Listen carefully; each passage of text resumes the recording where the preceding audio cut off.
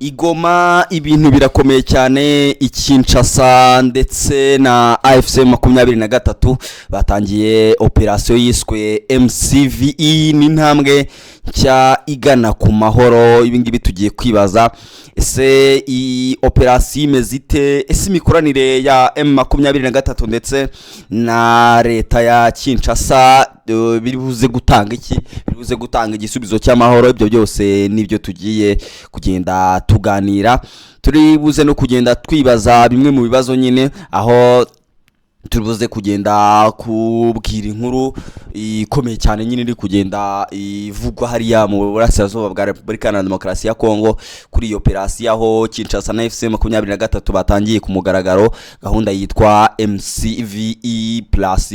Ni gahunda igamije kugenzura iyubahirizwa ry'agahenge kandi igamije gushyigikira inzira y'amahoro. Ariko ikibazo nyine turibuze kugenda twibaza, ese iyi MCVE Plus izatanga amahoro nyayo cyangwa ni indi gahunda nyine izararangira ariko nta musaruro igaragaje?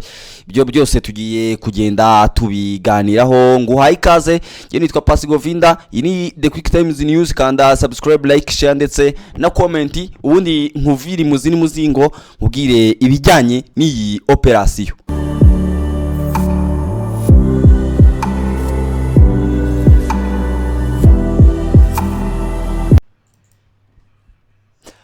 Dutangiye rero ni inkuru yacu muri rusange. Wabanza ukibaza uti MCVE Plus ni ikintu, uburyo bushya bwashyizweho bwo gukurikirana ndetse no kugenzura uko agahenge kari kubahirizwa hagati y'impande zombi. N'agahenge kasinywe hagati ya Kinshasa ndetse na AFC 23 nyuma y'igihe kinini cy'intambara, nyuma y'igihe kinini cy'ibitero biterwa hagati y'izi mpande zombi, ndetse bikanagaragara ko abaturage bagenda babyangikiramo. Rero aka kanya iyi gahunda yatangiye ku mugaragaro Igoma, aho inzobere zoherejwe na leta ya Kinshasa ndetse n'inzobere zoherejwe na AFC 23 zahuriye hamwe maze zigatangira icyo twise akazi, iyi operation cyangwa akagahenge. Rero ukibaza uti bisobanura iki? Ni ukuri mu by'ukuri kuri ubu buryo ni uburyo bwo gukurikirana ibikorwa bya gisirikari. Icyo ni icyambere, ni uko nyine nyuma y'ibitero byinshi, nyuma y'intambara y'igihe kirekire, bamaze kwemeranywa agahenge. Ubwo bagiye gutangira bakurikirane se abarwanyi babo bari hehe, ese bimeze bite. Icyo ni icyambere. Icya kabiri kiribuze kuba muri aka gahenge ni ukureba niba nta ruhande ruri kwirengagiza ayo masezerano. Ubwo ya masezerano bagiye basenyira hagiye hatandukanye. Murabizi ko ari amasezerano yasinyiwe muri Qatar i Doha, ari amasezerano yasinyiwe Montreal muri Suisse, ari amasezerano yasinyiwe Washington muri Leta Zunze Ubumwe za Amerika. Byose bigenda bishingira nyine ku bijyanye n'intambara iba hari mu burasirazuba bwa Repubulika ya Demokarasi ya Kongo. Icya gatatu kiribuze gusobanurwa n'iyi MCVE ni gutanga raporo zishingiye ku kuri. Niba hari agahenge, aba auditeur international bari buze kubona umwanya nyine wo ko babajya muri operation zitandukanye, bari buze kubona umwanya wo kwinjira muri ibi bikorwa byose, maze tuzi kubona nyine agahenge kagira icyo gatanga. Tuze kubona ko hari raporo ziri buze kugenda zitangwa, ibyangijwe, abaturage babayeho nabi. Ibyo byose turi buze kubona raporo ariko ishingiye ku kuri, kubera ko hari buze kuba hari abaturage, hari buze kuba hari inzobere zabonye umwanya wo kubikurikirana, zikaba zagera kuri aka gahenge.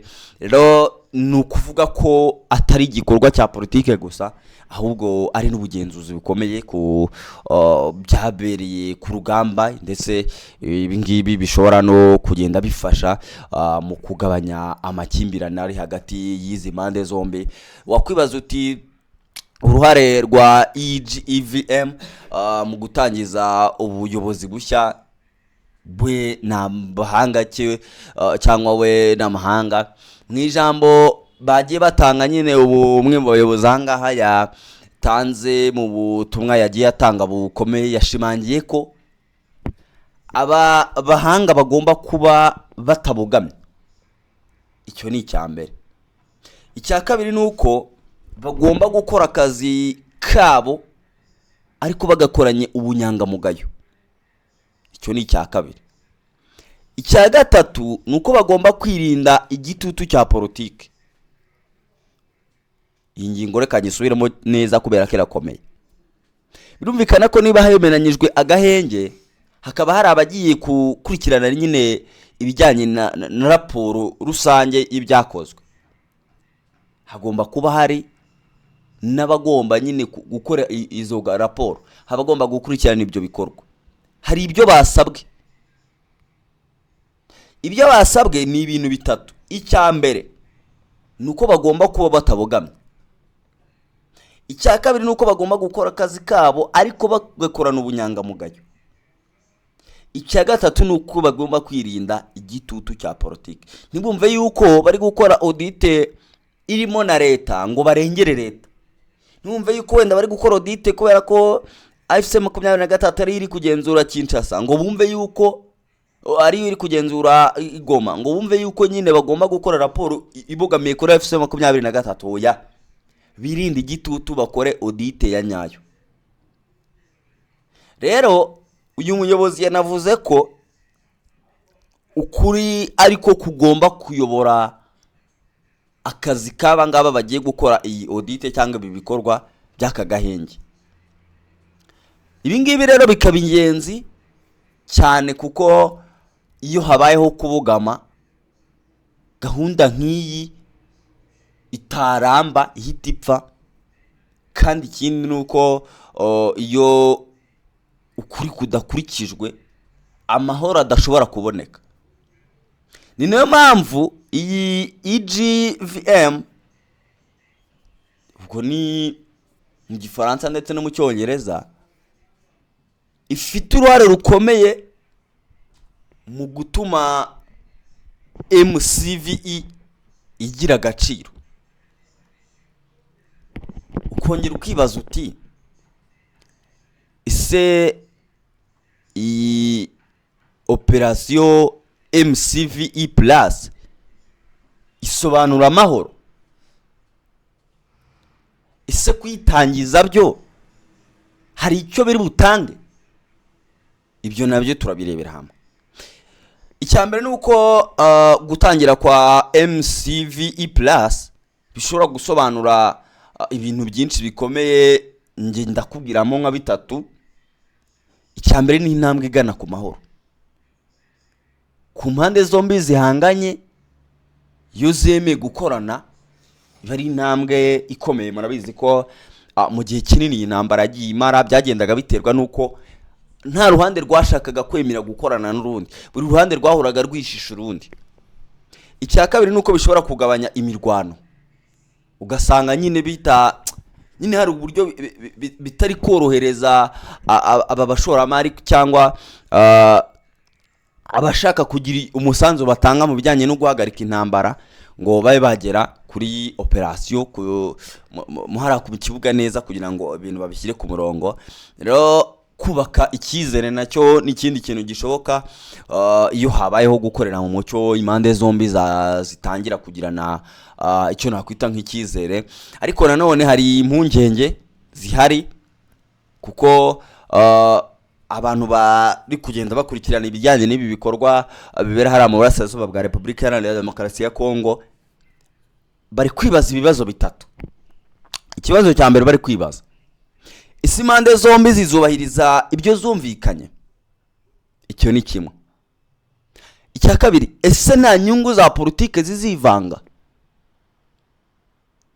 Cyane ko twagiye tubona buri masezerano yagiye asinywa hagati y'izi mpande zombi yagiye yicwa nuko hari abataragiye bubahiriza aya masezerano bagiye bagirana.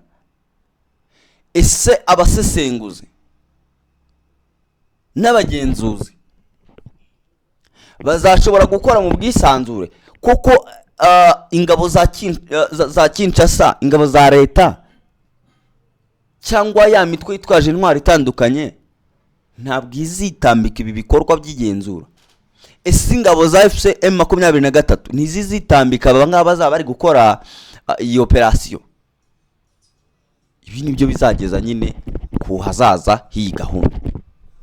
Rero si ubwa mbere habayeho iyi gahunda nk'iyi mu burasirazuba bwa Repubulika Iharanira Demokarasi ya Kongo. Abantu barabizi kuko zimwe zagiye zinanirana, izindi zagiye zirangira nta musaruro. Impamvu nyamukuru rero yagendaga ibitera ni ukutubahiriza amasezerano, kwivanga muri politike, mu bikorwa kwa politike, cyangwa kubura ubunyamwuga mu igenzura ku bagendaga babikora. Ni nayo mpamvu rero abantu benshi bagiye bibaza bati ese MCVE Plus izaba itandukaniye n'izindi zagiye ziba. Rero mu gihe Goma batangiye MCVE Plus, Kinshasa naho haravugwa indi nkuru aho Perezida Tshisekedi yashyizeho task force idasanzwe mu minsi umwe gusa, bavuga ko yazanye ituze Kinshasa, ndetse benshi baracyakomeza kugenda bibaza ibibazo byinshi kuri iriya operation nayo yatangijwe na perezida, ndetse bakanavuga bakati ese habayeho ukuri, abagenzuzi bagomba kuvuga ibyo babonye koko nta kubogama. Ese politiki itivanze, iyo politiki gahunda ihita ihinduka ubusa koko? Ibyo ni ibibazo umuntu yagenda yibaza. Ariko nanone niba ibi bitubahirijwe, MCVE Plus ishobora kuba indi gahunda izatangira ariko ikarangira nta musaruro. Rero icyo umuntu yavuga nuko MCVE Plus ari amahirwe mashya ku mahoro, ndetse n'agahenge gashobora kugenda kavuka. Rero ni byinshi tugenda twibaza kuri iyi gahunda.